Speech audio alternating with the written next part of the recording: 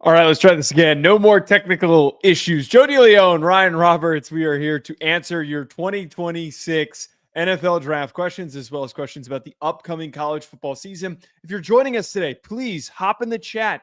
Let us know your thoughts about anything NFL draft to college football related. We will get to those throughout today's stream. If you haven't done so, hit the subscribe button and hit the like button. Ryan, I need you to check your camera. Why? You don't see that? No. You don't see that it's doing the okay, it's back. Hopefully that this works. If we have any other technical issues, we'll just end up punting. The main talking point that we wanted to get to today, Ryan, was talking about upcoming names to know for 2026, the biggest transfer portal players. I think that these rankings, a lot of times that we talk about, that they put out for these platforms, their top transfer portal players, they're a little bit confusing. They're also not super consistent. And a lot of times it's a lot of guys that just had really high recruiting rankings that were highly recognized on many recruiting outlets. So we're trying to cut through that and bring up some names that maybe aren't as well known, and shine some light on some prospects that will be getting a lot of buzz this upcoming April. Yeah, no, it's the transfer portal ranking system is always very interesting, Joe, because obviously a lot of those rankings are based upon the recruiting rankings for each site, right? So like 247 Sports, On3, they utilize their own past rankings, even if a player hasn't done anything in their college career, which is always super interesting. But as always, man, in the world of the transfer portal era, there are a lot of players that are going to make instant impacts for their team in 2025 without question. And I didn't want to just go with like some of the mainstream names. You know, you kind of want to talk about a couple of the guys that maybe are a little bit undervalued, guys that are surprisingly good and making massive jumps. I even kind of thought about a couple more guys to add to the list of the names that I've already texted you, because I do think there's several guys that are going to take a lot of people by surprise in 2025. So you did send me a nice list of guys that we can jump off with, but there's one that you didn't include that I want to start the conversation with. I really think that Isaiah World has the potential to be the highest drafted player. Because I knew you were going to talk about him, Joe. I knew you were going to talk about him. Well, I put him on the I put him on the thumbnail. Exactly. Isaiah World, the Nevada transfer who's heading to Oregon. They desperately needed a boost to their offensive line after they lost both their tackles to this past draft. And you see a player of his size on the portal rankings, and you wonder, hey, is this kid any good? He absolutely is. He is freakishly tall. He is very fluid for his size. Needs that a little bit more strength, but could end up leading the top tackle conversation if he has the improvements that we're hoping for. Yeah, I mean, he's listed at 6'8". I would guess he's probably not actually 6'8". I mean, what would you think he is? Like high 6'6", maybe 6'7"? Yeah, like, 6'7". I don't. Yeah, I mean, 6'7.5". Man, that's tall. I don't know. I would say he's like 6'7" flat, maybe 6'0", 6'7", something like that. Like he's tall though, regardless. But this kid's just one of those really gifted movers. I mean, he ultimately, it's funny because one of the schools that liked him a lot that didn't end up getting him was Ohio State, obviously, right? And Ohio State, there's been like some weird.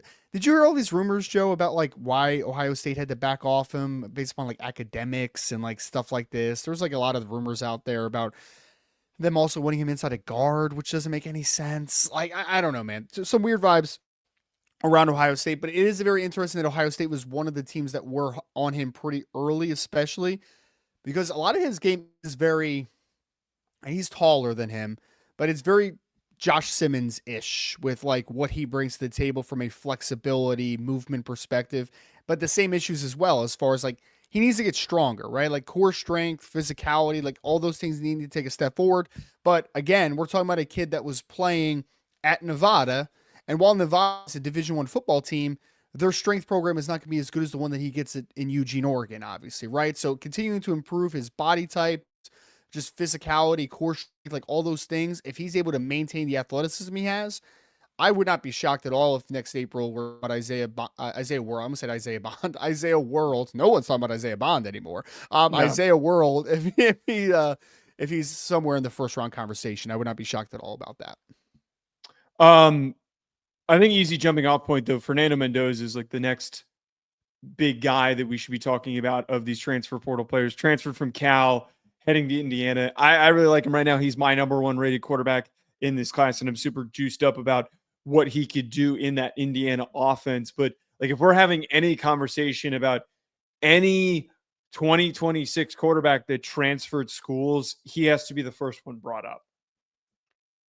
Does he? Does he have to be the first one that's brought up, Joe? Transfer. I mean, The transfer. yeah, he has to be the first one. We're not going to talk about who else. Carson Beck, your boy. We're not going to talk about Yes, Carson I would Beck. talk about Fernando Mendoza before I would talk about Carson Beck. He's a doozy, man. That man doozy. How high are you on Fernando Mendoza? Can that be the jumping off point? Actually, I have a mid first round grade on him. You have a first round grade on Fernando Mendoza right this second, right he's today. He's my number one quarterback. Yes. I don't want to be viewed as negative here on this show, Joe. I don't want to be the negative one.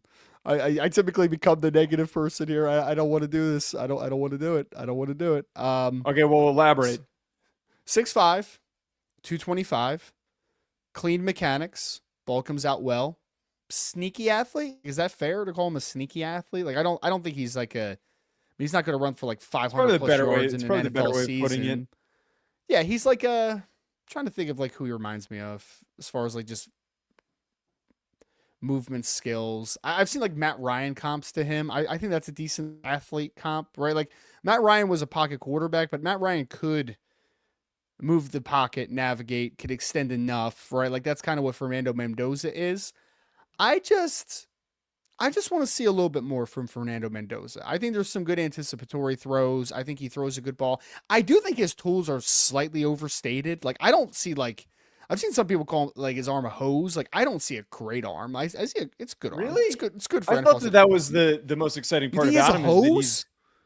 I think that he's got a really strong arm. I think that the big frame that he has allows for him to drive the ball really aggressively downfield. And sometimes when we get these, big, massive dudes, it's hard for them to control themselves. It's hard for them to control because they have longer touch, levers, timing. Stuff. Yeah, it's just really hard. Yes, we are connected on YouTube, Brian. I'm not going to text you back. I had to fix something. Okay. It's been stream has been a complete and utter shit show, but we've fixed it. Yes, just making sure. I think that for as big as he is and as strong as his arm is, I think for him to also show some like natural touch, that to me is why I'm so excited about him. And you talk about like the sneaky athleticism, like he can move really well. A friend of ours, Corey Kinnan, compared him to Joe Flacco. I actually see those comparisons. He's a more athletic version of Joe Flacco. I do not see Joe Flacco at all. Like I really oh man, all right. I'll be the hater. I don't care. I'll be the hater. I'm okay with being the hater on this show. I don't see the arm of Joe. Like Joe Flacco had a cannon for an arm, man. Like pace, deep ball. I don't know. I think that Fernando Mendoza's arm's a little bit overstated. I think it's good. Like again, I'm not saying like he has a weenie arm. Like I'm not sitting here saying that, but like I think it's a good arm. I don't think it's a great arm. I don't think it's the best arm in this class at all. Do you think it's like in the best arm in this class? Well, I haven't watched enough quarterbacks to like really Sellers? contextualize it. I don't think that there's much separation between him and Sellers.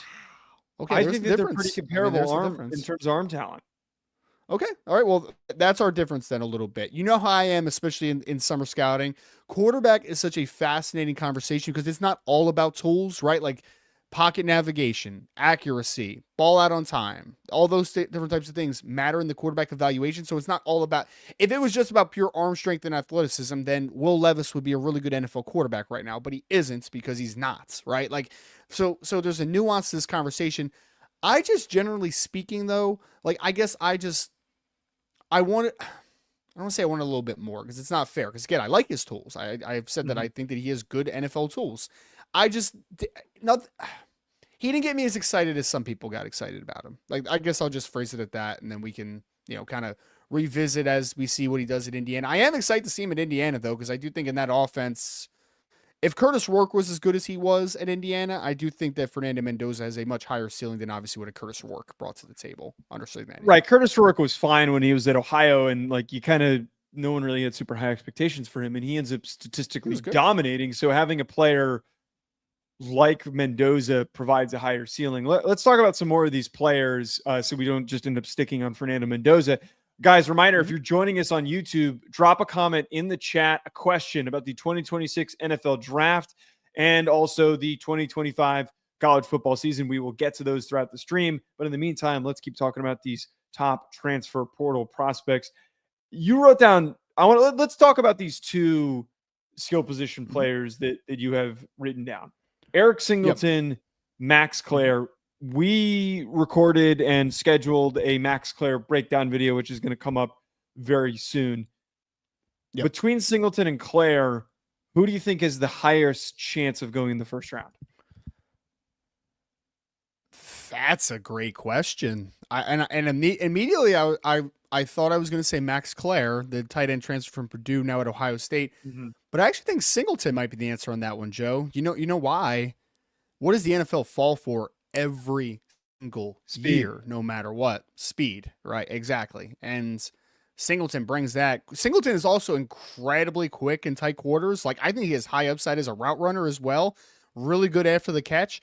He's just small, right? Like, he's not a big guy, obviously, and that's going to be where the limitations lie. Like, he's not going to be a 50-50 guy. He's not going to be able to win against press all the time on the outside, but he has pretty good release package for the most part that allows him to alleviate those physical demands, and he is incredibly explosive and quick. So I think there's a world where Eric Singleton ends up being a first-round pick. I also think there's a world that Max Clare could be tight end one and maybe be in that conversation as well, but I do think the NFL tends to fall for speed a lot, and I'll say this. I'll give you a hypothetical. Ready? Hypothetical, buy it or sell it, okay? Eric Singleton ends up being wide receiver one in the 2026 NFL draft class. I think that that's a completely fair assertion to have because at the current but the thing is with both of these guys, Clare in the tight end class, there is no clear tight end one. The same thing is applied with Eric Singleton. There is no clear wide receiver one. There's a lot of guys that have very similar upside, skill sets, tools that can be presented in the conversation. I think that for both of those players, though, where the immediate, like, why I would lean Singleton in this conversation is receivers get more value than tight ends. Like, Max Clare was great. His film was great. But I feel like it ends up being more likely than not that he's a second-round pick, early second-round pick, even if he is the first tight end selected, because just so rarely we need a Tyler Warren, Colston Loveland type of a dominant athlete to end up, going in the first round. And I think Clare shows that upside, but is he going to show that at Ohio State this year? He's probably more like athletically similar. Zach Ertz is the comp that I put on the channel, right? Zach Ertz was a second-round pick out of Stanford.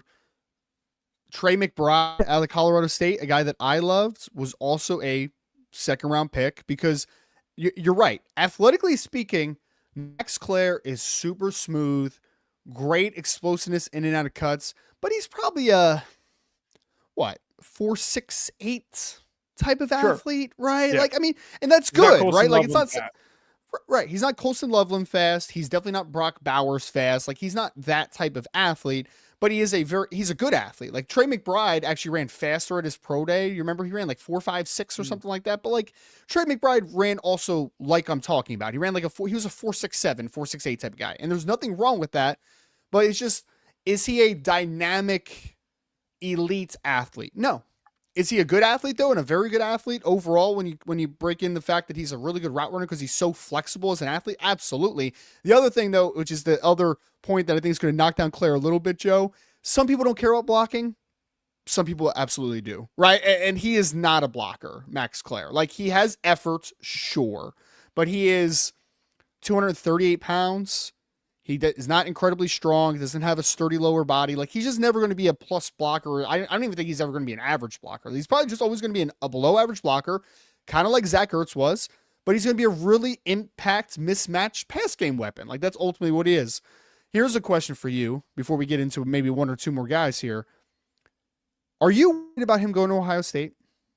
Because, and I ask that because Ohio State has not been consistent with prioritizing the tight position over the years. They have not. They had big old boy Stover, right, for 1 year. Stover was very productive. Other than that, name another really productive tight end from Ohio State in the last 10 to 15 years. Like, it's not been a position that they've prioritized necessarily. Well, very simply, No, I'm not worried about it for how it affects him as a draft prospect. Like, no, he's not going to take a Tyler Warren type of leap and have insane production. I mean, if he's a 1,000-yard receiver, that would be great. But we're projecting him to the NFL, so I'm not really worried on like how that affects his development, his growth. I would argue that they haven't had a tight end as physically gifted as Max Clare, though, in maybe even in the entire time that Ryan Day has been there. I can't think of a tight end that comes to mind at Ohio State that was good enough to be worthy of the first round. The insult to former 5-star Jeremy Ruckert, dude. Like the absolute insult to Long Island great Jeremy Ruckert. Ruckert has been fine, and he was a decent draft prospect at the time, but he was not anywhere near as physically gifted as Max Clare is. So I think that knowing that, as well as the circumstance of like looking at the offense this upcoming year, you lose Emeka Egbuka, who was really dominant and consistent in the slot. Instead of trying to find that next receiver, which they're really well recruited at receiver, I could see an emergence and an increased role for Max Clare, and him ended up being that really reliable target over the middle of the field. So I'm not really worried. I think that there's always context and details that I think that we can unpack. And if he has only 600-700 yards this year, that's not a disappointment to me, because he could end up going on to becoming a first rounder with little production. So he had 50-something catches for over 600 yards last year from against at Purdue, and that really good production for college standards, obviously, especially in that Purdue passing offense was horrible. But also he was the number one target in that passing offense, so he was going to get a ton of targets, obviously, at Purdue. What if he only has 400 yards this year? 350, 400 yards. Because again, do you factor that much in though to receiving production matters? I think production matters. Yeah. I mean, yes. Yeah. I mean, so if we roll through the best tight ends in the NFL, I mean, actually, it's actually a little bit up and down thinking about it now. Like George Kittle was not used ton in the passing game at Iowa, right? No. Well, but he wasn't a first rounder, so in the elaboration of the conversation, Clare could fall, but still end up being productive in the NFL. Yeah, I'm just trying to think of like in the buckets, right? I mean, obviously, like we're talking about first rounders, right? If that's the bucket we're talking about, Tyler Warren had over 1,200 yards last year. Colston Loveland had 5-something, but missed a couple games, and also was a part of a horrible passing offense. Who else over the last couple years would we like? Kyle Pitts obviously was super productive his last year at Florida. I'm trying to think of like who else we are discussing. Sam Laporta was pretty productive at Iowa. He wasn't like a crazy productive guy though. So I guess your point stands though. I think that there's context to 400 yards receiving this year for Max Clare, and maybe it's just a second or third round bucket comparative to a first round bucket. But I'm just interested again because I just do the history of that position at Ohio State has not been one that tends to have gaudy stat lines, which I think does matter for a guy that's not a great athlete. You know what I mean? Production matters in that instance.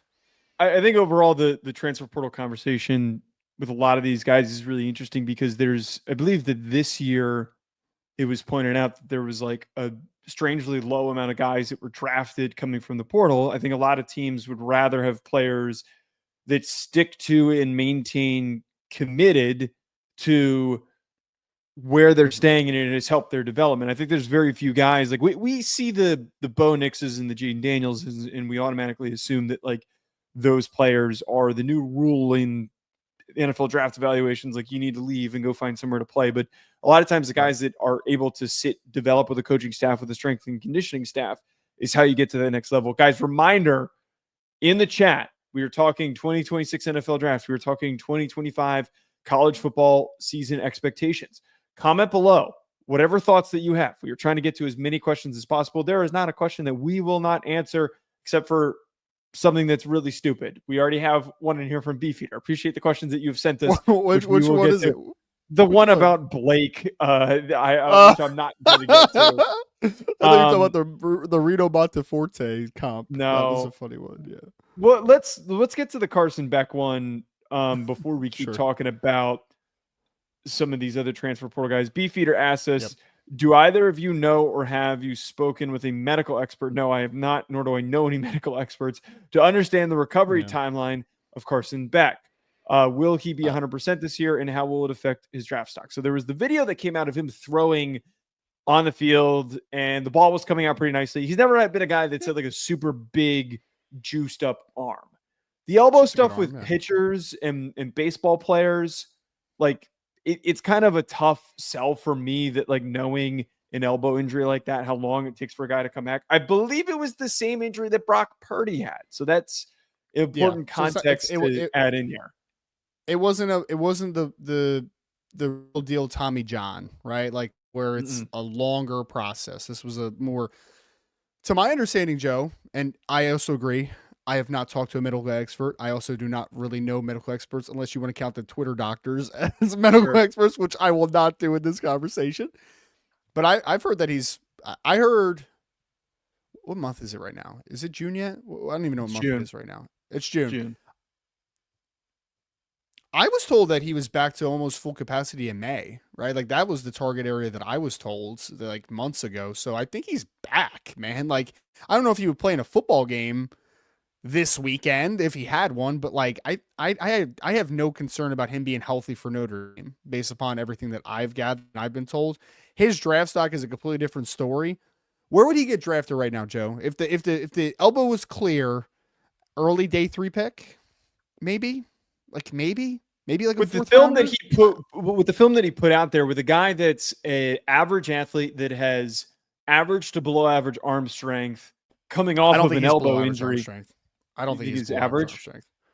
I think he has the same arm strength as Fernando Mendoza, but like we don't have to get down that. We don't have to go down this rabbit hole. We don't have to go down. Come on, no, you can't say something like that and then try to change the subject. He does not have the same arm strength as Fernando Mendoza. Mendoza has a much stronger arm than Carson Beck does.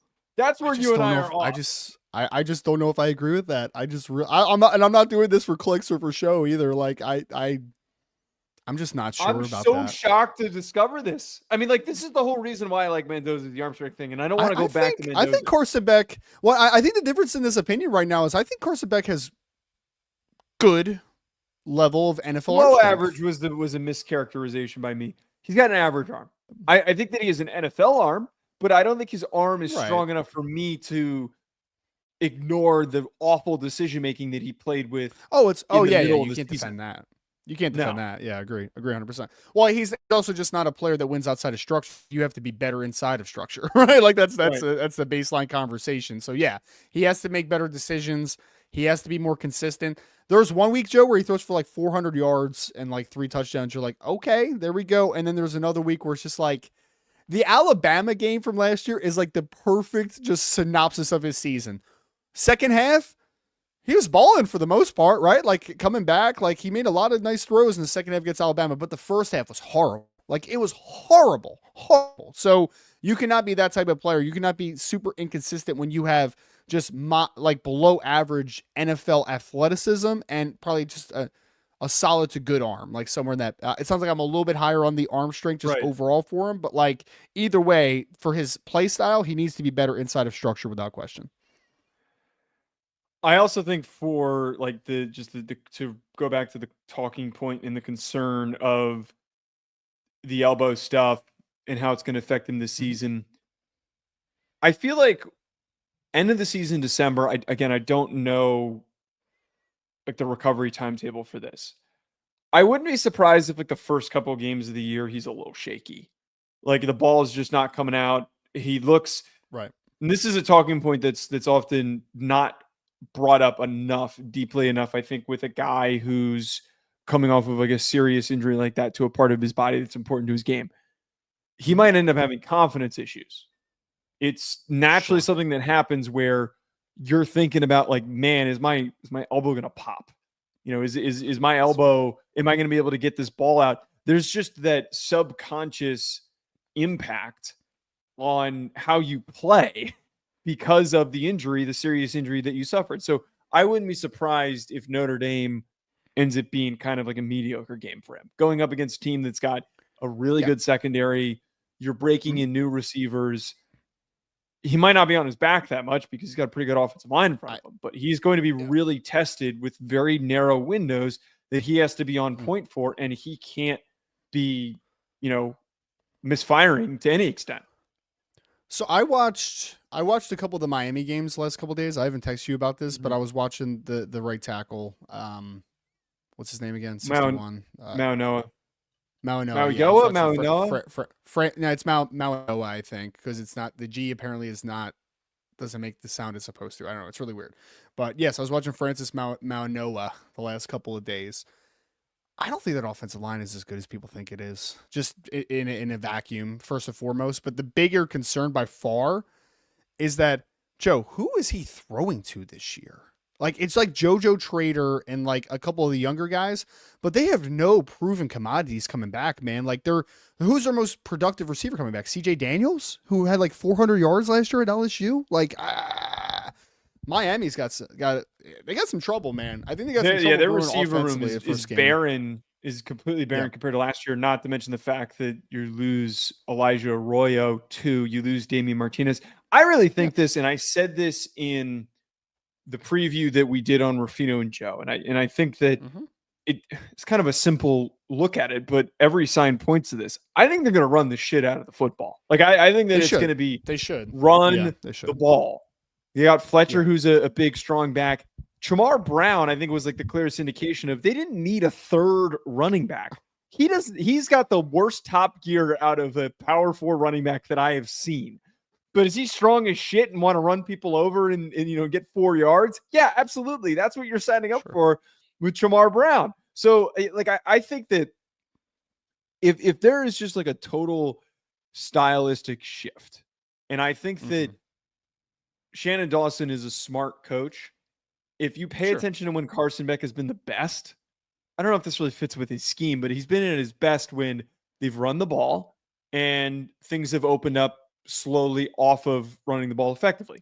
This past RPO year, I thought I thought that Carson Beck was really weak this past year because of the fact that they were just like, we're going to throw the ball every single down and we're going to throw early and often. And then eventually later on, we'll end up figuring out if we're going to try and run the ball or not. And that was a horrible philosophy. I criticize Mike Bobo every single week for doing that. If Carson Beck has one of his worst years in terms of passing yardage, but his interceptions go down, I feel like I wouldn't be shocked. I feel like it's kind of trending towards that. You know, it was quietly a conversation around Georgia last year that we didn't spend enough time about, Joe, is that Georgia's offensive line, despite having 3 guys drafted last year, was not very good. Like, it really was not, dude. It was not a good offensive line last year. They could not run the ball, and they really inconsistent wide receiver play. And 2 out of those 3 is what I'm kind of scared for him at Miami, right? Like, as far as having I don't know. We're going to see what happens there. I think the one saving grace for Beck early in the year is that, yes, you have to play Miami. I mean, you have to play Notre Dame in that opener. But then the next 2 games after that, you get Bethune-Cookman and then South Florida, back to back before you have to play Florida. So at least they get a little bit of a 2-game help in between Notre Dame and Florida to be able to maybe hopefully get some stuff going a little bit. But yeah, I don't know. I think Carson Beck is a good college quarterback, and he'll play in the NFL in some capacity, probably more of a backup type of player. Right. But I am a little scared for his year in Miami because I think that there's a possibility that this could go really bad pretty quickly. I think Miami's still going to be pretty good this year, but why? I don't think that he's going to be, because they have. I need you to look at their schedule. Their schedule is. I was just looking at it. Yeah, comically easy. Like where do they get tripped up on their schedule? Florida could beat them. Notre Dame could beat them, obviously. Okay. Louisville could beat them. Am I still going? Up in the air. SMU could beat them. Okay. I don't know. That's probably about it. Could Virginia Tech beat them? No. Virginia Tech could beat them, right? I think they go 10-2. I don't. Virginia Tech almost beat them last year with Cam Ward. They must beat them last year with Cam Ward. Well, that was a drunken game that we all remember was probably the. Yeah, they're all drunken games under Mario Cristobal. They're all drunken games under Mario Cristobal. That's fair. Yeah. Speaking of which, can we, before we talk about more of these transfer portal players, reminder, anyone who's joining us in today's show, drop a comment in the chat. We are looking for more 2026 NFL draft as well as 2025 college football questions. Should we talk about Miller Moss? Should What Miller about Moss him? get any recognition? I don't like Miller Moss. I don't think he's a good football player, Yes. but I've seen some folks put him on some top 10 lists for the 2026 NFL draft. So I would like to address that. No. I watched Miller Moss. I graded him. Did I tell you that? What did you grade him? PFA, priority free agent guy. That's all Okay, he I'm is. glad. That's I'm all he glad is. that there wasn't one of those, because there's sometimes like these players that we watch on TV that are really ass, and then like I talk to you, and we both kind of assume that we're gonna say that he's ass, and then there's Yeah, a they're couple a of little times where better you'll than that. come to me and you'll be like, oh, I was shocked that he ended up being better than I was expected. Dylan Gabriel was kind of one of those players where I was like, I didn't think he was gonna be very good, and I was like, oh shit, he's actually worthy of a fourth or maybe even a third round pick. And So here's a weird parallel to Dylan Gabriel for a second. You know how Dylan Gabriel, with how small he is, looks like he would have a really bad arm, but he actually has a pretty decent arm for his size, right? Where you're just like, that's average NFL arm strength despite being 5'10". Right. Like, that's cool. Miller Moss is one of the worst arms I've ever seen in my life, Joe. That is, we talk about what's a weenie arm. That's a weenie arm. My dude cannot drive anything. It's horrible, dude. And he's not a good athlete. Like, what exactly about Miller Moss am I like, yes, draftable football player? He also got considerably worse throughout the year last year. And I know USC is not a well-run program right now as far as like from top to bottom and full roster capacity, but like USC had a lot of good wide receivers last year. And they had a good running back. They had two good running backs last year. They had both Woody Marks and Quentin Joyner, who had all these wide receivers that are so good, right? Mekhi Lemon and Kyron Hudson and Jacoby Lane and Zachariah Branch. And am I forgetting someone? Deuce Robinson. You had this deep wide receiver room where you could not get everyone touches because of how deep the group was. And you have those running backs. And while the offensive line wasn't great, it also wasn't the worst offensive line in Power 4 last year. Like, Miller Moss is not very good. He's not very good. I don't think Jaden Maeva is very good either. So Oh like my God, that sucks for USC. Well, they're both not very good, but yeah. That's been, to talk about both those guys. Both are transfer players, but Maeva transferred in last year from UNLV. Miller Moss has never excited me, and that was like the big battle that I had at the beginning of last year. He had the one good game against LSU, and the LSU USC game was nauseating because that people were putting him in first round combos, both of those guys. Right, I had to eat my words, and that was one of those times where I was like, it was Tyler Van Dyke of the 2024 season. Tyler Van Dyke had one good game in 2023, and I said he was ass, and I had so many people jumping on me saying like, you're a piece of crap. He played so good against Texas A&M. You have no idea what you're talking about. And by the end of the year, he wasn't even playing. He wasn't even starting. They were just putting any other dude that was willing to play quarterback for them out there. And the same thing happened with Miller Moss. The same crap happened with Miller Moss. It's not that he got replaced. It's that he got replaced by a not good player. You know what I mean? Like, it's not like, like Max Brown, the quarterback that used to play at USC, he was not good. But at least you could be like, hey, you're not very good, but at least you got replaced by Sam Darnold, right? Like, that's difference, right? You got replaced by a guy that is just better than you and got drafted in the top 10 in the NFL draft. You got drafted by a kid that probably should not be starting at USC, and that's how bad you were down the stretch of the season. So, yeah, Miller Moss is not a thing. I think that he has pretty good accuracy, and he's mostly on time, so, like, priority free agent, camp arm type of dude, cool, that's fine. But, no, that kid is not a legit NFL draft prospect. He's not. Guys, again, if you're joining us, please comment any thought about we've got people that have been in here the whole time that they've been watching this stream.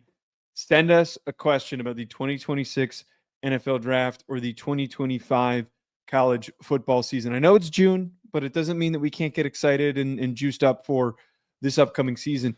I will throw this out there. We got almost 1,000 people in here despite it being June. So we appreciate y'all, but on Twitter. Well, everybody, it's fine. Right. I do want to bring up, though, I do think that Hassan Longstreet should start. I'm just throwing that out there. I think that they should start him for USC. I think that is your DJ Lagway ticket to buy yourself a little bit more time. I think that Lincoln Riley's on the hot seat more than people realize. I know that we're kind of going on a tangent there by me bringing that up. I don't know why Hassan Longstreet isn't the start. I don't know anyone. Here's the biggest part. Anyone can watch Jaden Maeva and think that kid is a starting level quarterback in the P4. He's just not. Awful decision maker, no touch, no timing. He's a good athlete. He's a big, strong kid. He was great in the go-go offense. That's it. Yeah. Man, he should have stayed at UNLV, man. He should have stayed at UNLV. I don't know what he was Yeah. thinking with that decision, but well, I know what he was thinking. He was thinking that he's going to get paid more at USC than he is at UNLV. Right. Like, I get it, but yeah, it's unfortunate. But yeah, JD Maev is not very good. It was almost appalling how bad he was in some games. You know what's funny is that he actually had a pretty good game against Notre Dame for like 3 quarters, and then in the fourth quarter he Melted completely down. yeah, he melted and he was done from there. But yeah, USC is just such a weird because they just hired Chad Bowden as their general manager, right, Joe? And like when you bring in a new general manager, that would tell me that maybe your head coach has a little bit more leeway, I guess, moving forward than what maybe he should. Like Lincoln Riley's Or a the weirdo, opposite. man. It might be the case of a safety net Scared, or parachute. scared to compete too. Scared to Sure. compete, Mister Lincoln Riley too. So yeah. Which we're not gonna jump into that. That would be very, very off tangent. Again, reminder, guys, send us a comment in the YouTube chat. 2026 NFL Draft, 2025 Yeah, college but football season. What? You did say Hassan Longstreet. And I didn't even say a word about Hassan Yes. Longstreet. That kid has That kid's gifted. That kid had one of the strongest arms that I saw in the 2025 recruiting class, if anybody. And Nuts. yeah, I would love to see that kid play football this fall. Yes. Insane player. I'd be really disappointed if he doesn't play, especially if USC has a rocky start to the year. Just throw him out there the minute that Maeva sucks. Like that needs to be the approach. Do you know who he was committed to before he flipped to USC? Texas A&M. Trivia question. Texas A&M, dude. Oh man, that would have been fun if he would have went to Texas A&M though, wouldn't it? Like that would have been. He would have started over Marcel Reed. I don't really get like this random love for Marcel Reed. Yeah, at least he's athletic. I mean, he can move. I mean, he didn't he. I mean, he single-handedly won the LSU game, right, with his athleticism down the stretch. I know that they weren't planned for him, and like that's why. But I mean, at least he has a redeemable quality. Again, like I'm watching Jaden Maeva, and I'm like, what is the redeemable quality here? At least Marcel's a good athlete. You know what I mean? Like at least there's a redeemable quality there. Right.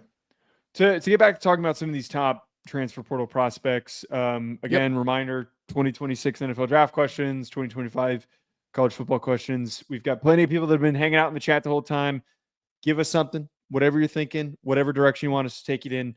Let us know.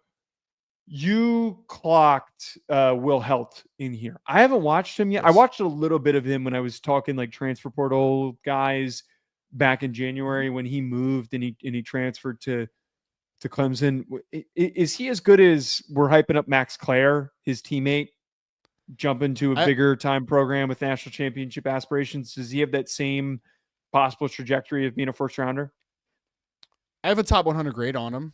So I think that he is a firm top 3 round guy for sure. I mean, his body type is very Joey Bosa-ish, right? Like he's long but he's 265 pounds, but he doesn't look like he's 265 pounds, right? Like he just has that kind of like really, he's got kind of that wiry frame to him a little bit. So he's 6'6", 265, but like the thing that makes him unique is, he's got some power and all that type of stuff that you would expect.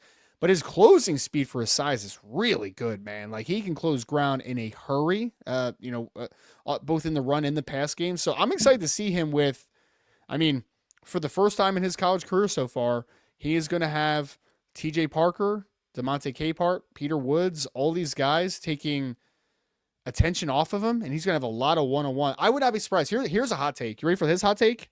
Mm-hmm. I think there's a world Will Helt leads them in sacks this year. Doesn't mean I'm saying he's a better prospect than Parker or whatever, but what I am saying is that people are going to have more attention to number 3, number 11, and DeMonte Capehart. Like they are going to have. For some reason I forgot what number DeMonte Capehart is for a second, even though I've been watching for like 3 years. 19, yeah. So 19, 11, and 3 are going to be the numbers that you have highlighted, and then you're going to have to talk about 47 at linebacker as well. Those are the numbers that you're going to highlight, and I think that people are going to forget about number 13. I think that's what Helt's wearing now is number 13. So they're going to forget about him a little bit. He's going to get a lot of one-on-one opportunities, and I would not be surprised if he has a very productive season for the Tigers. Helt one-on-one with a right tackle is a very scary proposition. So that is something that's very, very plausible that like what you're talking about here, so much attention needs to be driven to all these other guys. I have one name I want to bring up to you because I saw an article today written by CBS Sports talking about this guy as Was maybe it AI? Was it AI generated or was it? It was not AI. We do not do AI generated content. It's still one of the most insane things ever. I sadly would prefer not to talk about that because I used to work at Yahoo Sports and I don't want to Sure. piss anyone off. It Yeah. sucks they let Andy Behrens and Dalton Del Don go. That was BS. Xavier Chaplin, 6'7", 323, the Virginia Tech transfer to Auburn. The article that CBS Sports wrote was highlighting how he could end up becoming the first transfer portal player drafted or the first offensive tackle draft in this upcoming draft. He wasn't even on my radar yet. Like I've been working through and getting through a lot of players, and I actually regret not watching him. What do you think of Chaplin? I liked Chaplin 2 years ago. I didn't think last year was that great. He's long and he's a decent athlete. He's just a little bit tight, but I don't think it's tight because he's stiff. I think it's tight because he's just a little bit mechanical in his approach. Like he just tries to stick a little bit too much of technique at times. You want a little bit of insight tidbit here, Joe? You want this? I forgot I didn't text you this. Do you know who has a first round grade on this though? Xavier Chaplin. Xavier Chaplin is a first round grade. Okay, so that makes sense. Why I'm assuming you got Blesto last week. This week, when did you get? I didn't get Blesto. I just got a head up that he had a first round grade on Blesto from someone. So that means those grades have started getting passed around. They probably got passed around this week. Yes. Somebody turned it into an article. That's probably what happened.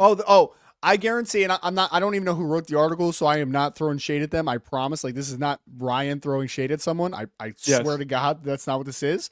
But do I think that sometimes people see names that have high grades and then immediately turn to write articles about them to be first in the media space to do it? I absolutely do think that happens. Yes, I 100% do. So I'm not saying that this person watch any Xavier Chaplin, but I'm saying that I think that there was probably some outside sourcing to why he's being projected as a first round pick at this point. Yes. It wasn't an NFL draft article. It was a college football article. So like based on that, that's probably the case, that it was somebody who was getting sourcing, that somebody kind of tipped them off that he was somebody that's on the radar a little bit more. What other? You should go watch him though, because I will say I do intend to. I never watched Xavier Chaplin and said first round pick. Never once watched him that way. So yeah, that's interesting. We're coming up on time. We're gonna close out in 5 minutes here. I will let you get to one more guy that you want to talk about that we haven't gotten to. One more guy. Oh man, you know who I almost added to this list and I forgot to was Mekhi Hughes, the Tulane to Oregon transfer running back. But we don't. We've talked running backs a couple times though, so his name's got brought up a few times when we've done these. I'm going to quickly mention two. Then I'm going to break the rules. I get more than one. I'm sorry.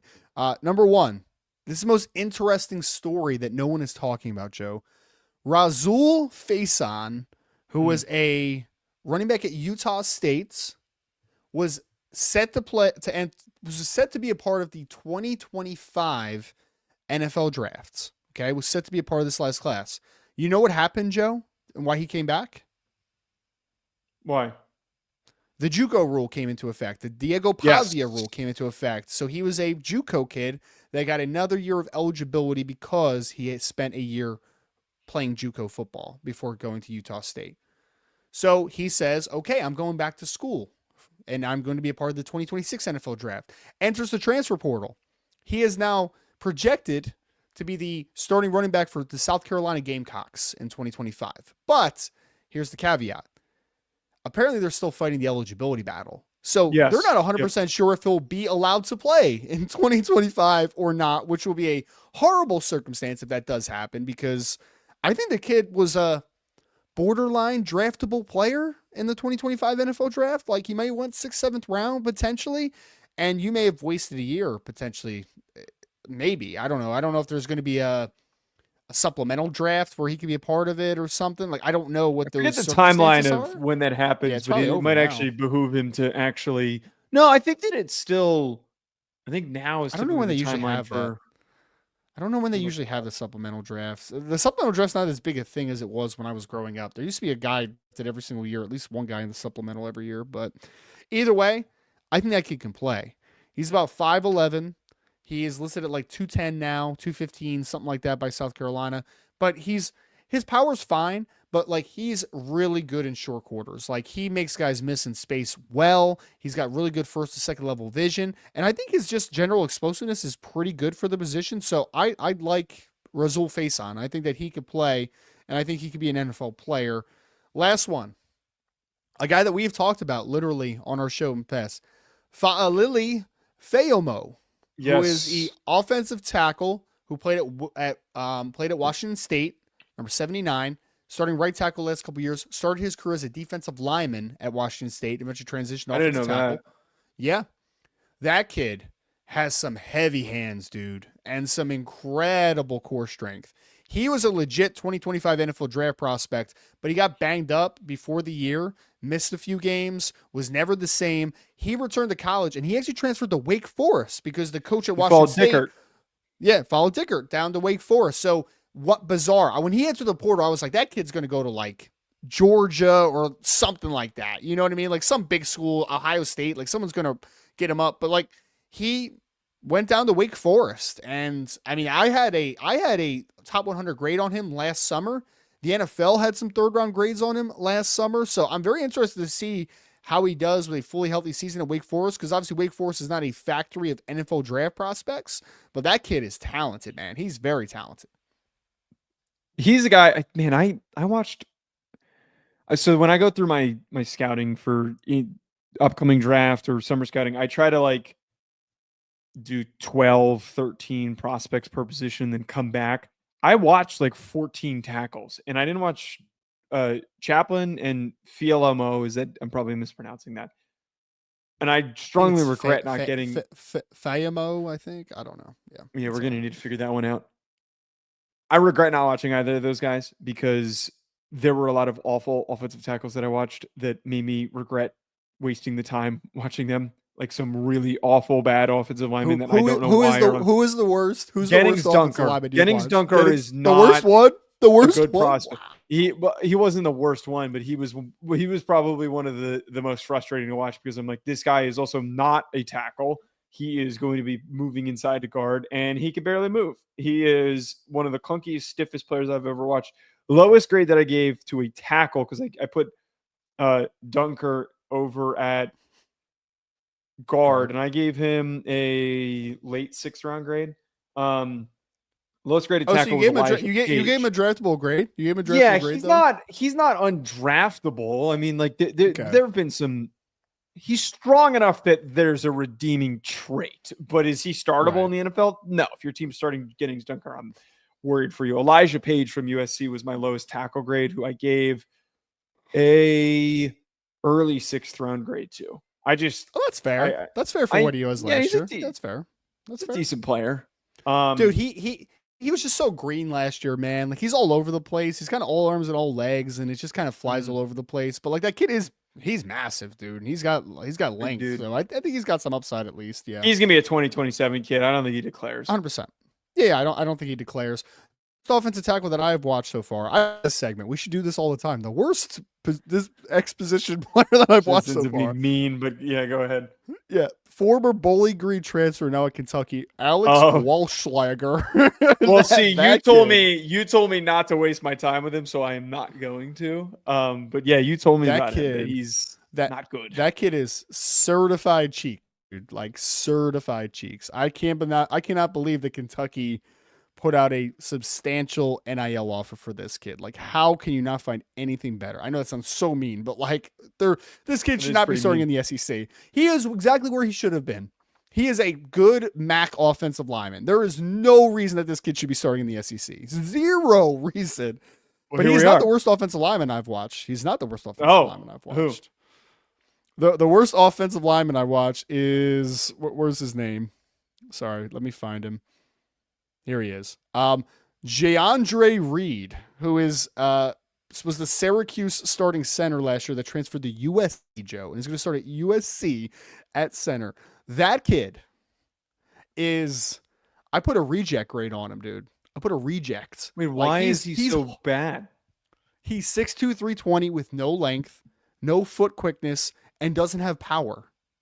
What am I doing? Like what is the sticking point here? No, what is the sticking point? Awfully heavy for a short center too. Dude, but he's 320. You would expect him to have anchor. He has zero anchor in pass protection. He is just getting bullied in the passing game. He can't hold his ground in the run game either. Like I cannot believe that he is starting center for USC this year. I cannot believe it. I forget what game I was watching. I think it was Miami, right? And like Miami had a pretty decent interior defensive line last year. They had the one kid that was at Michigan State before that's pretty talented, but he's a head case. I can't remember that kid's name. But like Joe, bullied all day, man. You know how we talk about how Kyle McCord was improved with like his pocket management and kind of staying in there against pressure and stuff like that comparative to Ohio State. It's because he had to get used to it because his center was so horrible, man. Like this was so bad. But how did this kid go from Syracuse to USC? I don't understand. I'm so curious to see what USC does. You're talking about Southern California, right? Yes. Not South Carolina. Yes. Yes. Oh, yeesh. I cannot believe it. I literally was scouting some like West Coast kids, and I was scouting him, and I'm just like, I looked into his background. I was like, okay, Syracuse to USC. I was like, okay, 6'2", 320. Like he's a pretty big kid, whatever. Like at least dense, right? Like okay, let's watch him. And it was the worst film I've watched this year by a pretty wide margin. Like you watched too many kids if you've managed to reach this far. Walschlager, I'm at least Walschlager's like 6'7", 315, right? Like he's big. He's got like that's his redeemable quality, which is why he's a UDFA and not a reject. But like this kid, I'm just like, what, why? Like why? He must be a great leader, man. Like first man in, last man out type of dude. Like I can't understand it. He should be playing FCS football. He should be playing FCS football. All due respect to FCS level, but like he should not be starting on the FBS level. Like he should not be starting at Syracuse. He should not be starting at a MAC school. Like he should be playing FCS football right now. 100%.